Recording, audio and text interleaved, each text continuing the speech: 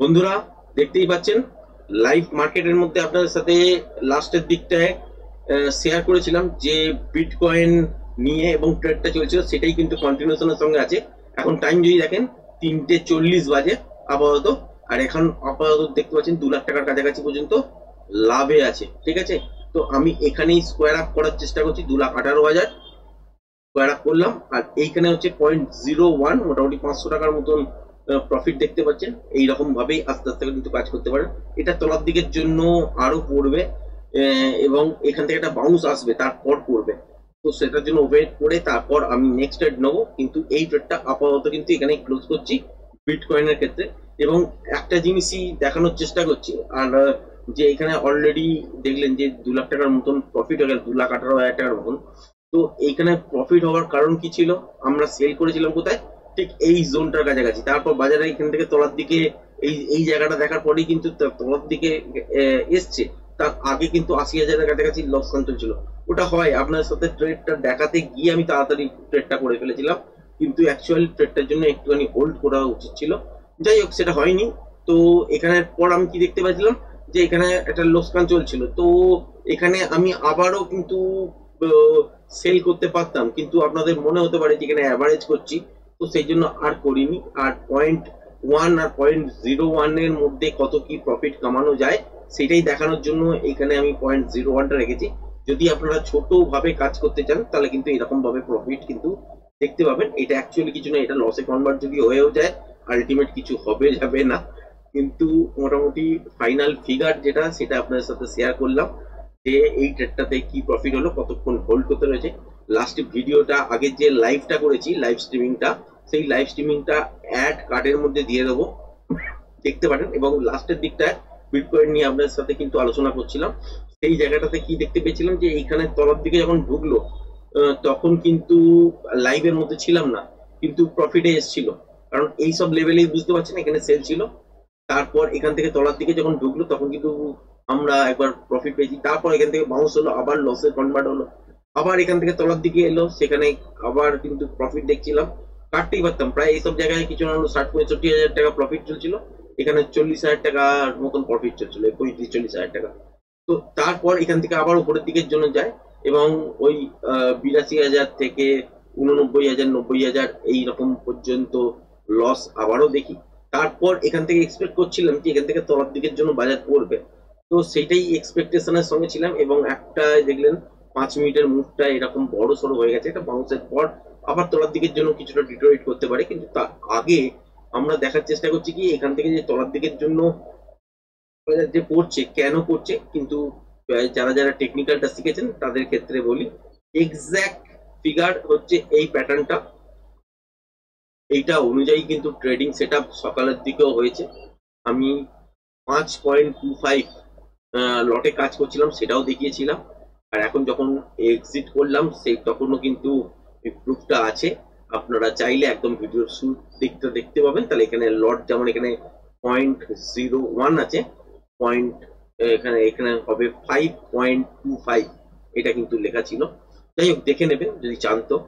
আর আর একটা ট্রেড ছিল এই সেলের দিকে, যেটা হচ্ছে মানে 0.1, এটার একটা ট্রেড ছিল। সেটা ওই লাইভ স্ট্রিমের মধ্যেই যখন চলছিল তখন কেটে দিয়েছিলাম।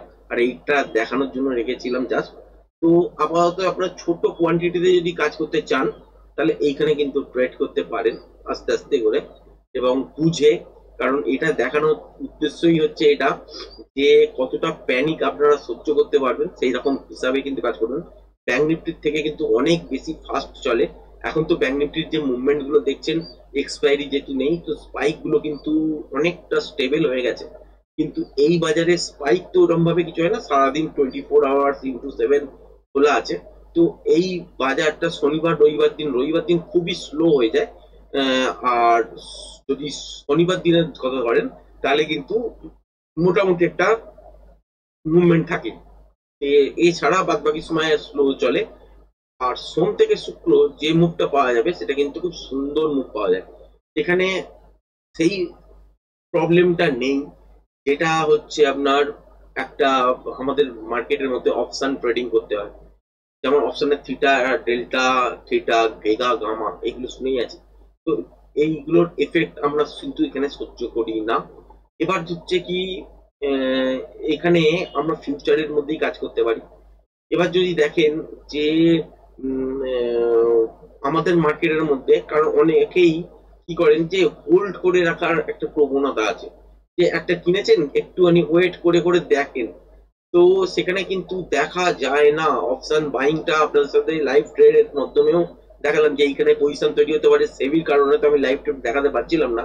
কিন্তু আহ, যাই হোক, এবং ইউটিউবের মধ্যেও কিছু ক্রাইটেরিয়া থাকে, সেই সেবির গাইডলাইন্স থাকে, তো সেইগুলো অনুযায়ী আমরা দেখাতে পারছিলাম না। তো জায়গাটা শেয়ার করছিলাম, তো এইখান থেকে সেল আসতে পারে, মুভমেন্টাম আসতে পারে, দেখিয়েছি যে জায়গাটা থেকে মুভমেন্টাম হয়েছে, এবং একটা পুটের দিকে যে মুভমেন্ট কত দূর পর্যন্ত গেছে সেটাও আপনাদের সাথে শেয়ার করেছি। ওই ভিডিওর, ওই লাইভ স্ট্রিম ভিডিওর মধ্যে শেয়ার করে দেওয়া আছে, সেটা আমি অ্যাড কার্ডের মধ্যে দিয়ে দেবো, দেখতে চাইলে দেখতে পারেন।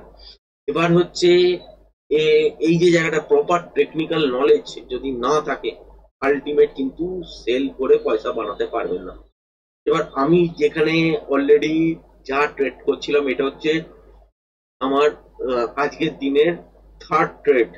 অলরেডি আমি এখন শুট করছি, তখন এটা ভিডিও রূপেই আসবে।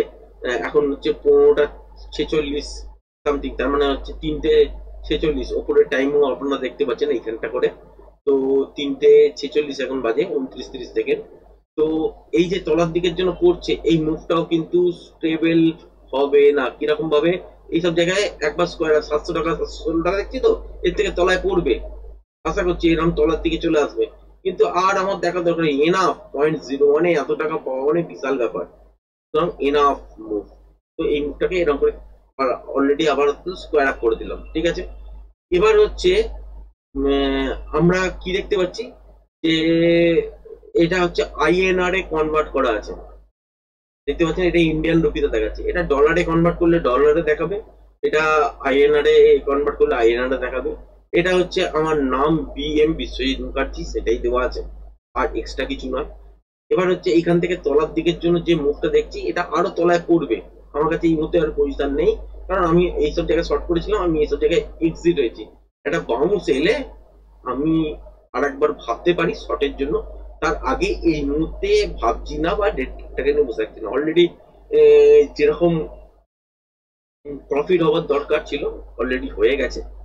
আর অযথা লোভ বাড়িয়ে লাভ নেই, তিনখানা অলরেডি ট্রেড আজকে সকাল থেকে হয়েছে। দুটো ট্রেড তো যেরকম এইরকম প্রফিট যেরকম দেখলেন সেরকম টাইপের ট্রেড হয়েছে। তার আগে হচ্ছে এই মুভটাতে একটা কাজ করেছি বাইরের দিকে, ঠিক আছে। তারপর একটা সেলের দিকে এসেছি, তারপর তো সেলটা অনেকক্ষণ ধরেই হোল্ড করতে হয়েছিল। আলটিমেট তলার দিকের জন্য আপনাদের সাথে শেয়ার করছিলাম যে বাজারের মধ্যে কিছু দেখেই আমি সেল করার চেষ্টা করেছি, একটু আগে পরে হয়ে গেছে, কিন্তু ওয়েট করব, এখান থেকে তলার দিকের জন্যই মুভমেন্ট হবে, সেটা লাইভ স্ট্রিমের মধ্যেও বলছিলাম। তো তার প্রুফটাও এখানে দিয়ে দিলাম, এবং কটা বাজে এখন সেটাও দেখতে পাচ্ছেন।